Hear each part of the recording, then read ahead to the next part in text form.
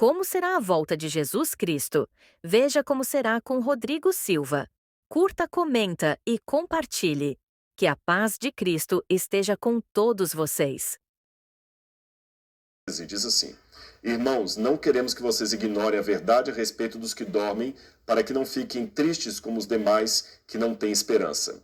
Aí ele continua dizendo, verso 17: Depois nós, os que ficarmos vivos, seremos arrebatados.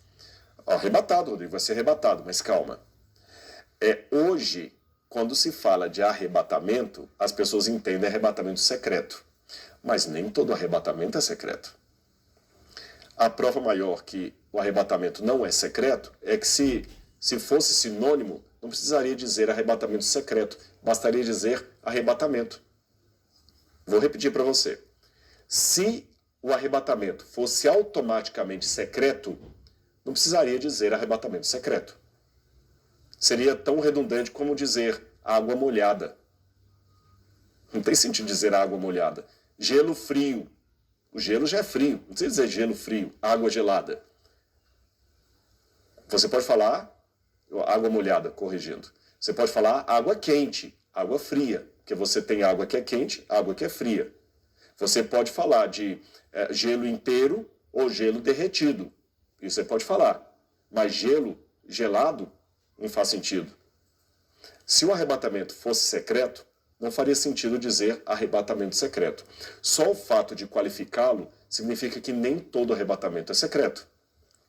Então aqueles que creem no arrebatamento secreto, ao lerem essa passagem de Tessalonicenses, interpretam automaticamente que Paulo está falando daquele arrebatamento antes da segunda vinda de Cristo. Aqueles que não creem no arrebatamento secreto dizem não. Arrebatar, em grego, apargessometar, significa literalmente tirou daqui e pôs aqui. Quer um exemplo de apargessometar em grego? Olha, a tela não pega, mas é como se eu pegasse agora isso aqui, tirei da mesa e vou colocar aqui. Eu arrebatei. É assim que ela aparece na Bíblia. Em nenhuma passagem da Bíblia, a palavra apargessometar, arrebatamento, arrebatado, que é o verbo, arrebatou, é usada como sendo uma coisa secreta, escondida. Filipe foi arrebatado. O Senhor o tirou dali e o levou até o eunuco. Não foi que ele desapareceu assim, de maneira misteriosa, ninguém sabia. Você compreende? Agora, eu tenho que apresentar isso com muito respeito, porque há irmãos que creem de um jeito, irmãos que creem de outro jeito. Mas uma pergunta que você deve estar me fazendo aí no chat é, Rodrigo, mas a igreja vai passar pela grande tribulação? Você já ouviu falar da expressão pré-tribulacionismo e pós-tribulacionista? Pois é, eu vou explicá-la para você agora. Tribulação é aquela tribulação que Jesus falou, haverá um tempo de angústia, o qual nunca houve em toda a terra. A grande tribulação é um curto espaço de tempo que, de acordo com os pós-tribulacionistas, antecede a volta de Jesus. Ela acontecerá antes da volta de Jesus. Os pós-tribulacionistas pensam o seguinte, não, Jesus volta de maneira invisível, arrebata a sua igreja, e aí que tem a tribulação. Como é que nós podemos entender? Para aqueles que acreditam no arrebatamento secreto, a igreja não passará pela grande tribulação. Ela não passará. Ela será poupada por Jesus. Por quê? Eles falam, porque Jesus prometeu poupar a igreja. Quer ver? Eu vou ler uma passagem para vocês aqui, que aludem para isso. Ela está em Apocalipse, capítulo 2. Deixe-me ver aqui. Apocalipse, capítulo 2. Jesus fala assim, eu te pouparei da grande tribulação que há de vir ao mundo. Aqui, ó. Apocalipse, capítulo 3. Eu estava no capítulo errado. Verso 10. Deus prometeu o seguinte para a igreja de Filadélfia. Você guardou a minha palavra e minha perseverança. Por isso também eu o guardarei da hora da tribulação. Então muitos pegam essa passagem e dizem, veja, se Deus vai guardar da hora da tribulação, é porque a igreja não estará aqui na grande tribulação. Aqueles que acham que a igreja passará pela grande tribulação, interpretam diferente. Eles interpretam assim, olha, quando você vai para João, capítulo 17, verso 15, o próprio apóstolo João, que escreveu no Apocalipse que Deus iria nos guardar da grande tribulação, ele também registrou a oração última de Jesus, em que Jesus falou o seguinte: Pai, João 17, verso 5, não peço que os tires do mundo, mas que os guardes do mal. Então, guardar da grande tribulação não significa tirar do mundo. Porque na oração sacerdotal Jesus falou: não peço que os tires do mundo, mas que os guardes do mal. Então a ideia de Deus guardar a igreja da grande tribulação não é evitar que a igreja passe por ela, mas proteger a igreja enquanto passe por ela. Por exemplo, Jesus falou que a volta dele seria como nos dias do dilúvio. Deus guardou Noé e sua família da destruição do dilúvio. Guardou de que maneira? Tirando-os do dilúvio? Não. Permitindo que eles enfrentassem as ondas dentro da arca da salvação. Então, em linhas gerais, essa seria a diferença do grupo que acredita que haverá uma grande tribulação, que a igreja estará no céu com Cristo, e daqueles que acreditam que a igreja passará pela grande tribulação. Ah, tem mais um detalhe que talvez alguns possam perguntar, e eu não quero esquecer esse. Aqueles que argumentam que a igreja tem que ser arrebatada antes da segunda vinda de Cristo dizem o seguinte: a Bíblia fala que quando Jesus voltar, que os santos voltarão com ele. Porque, veja bem, em Apocalipse, essa é uma passagem usada, diz aqui, Apocalipse capítulo 19, verso 14, quando fala da volta de Jesus, diz assim: os exércitos do céu o seguiam, montados em cavalos brancos e vestidos de linho finíssimo. Aí muitos interpretam assim: olha, no Apocalipse capítulo 19, verso 8, fala o seguinte: a ela, a igreja, foi permitido vestir-se de linho finíssimo e resplandecente de ouro, porque o linho finíssimo são os atos de justiça dos santos.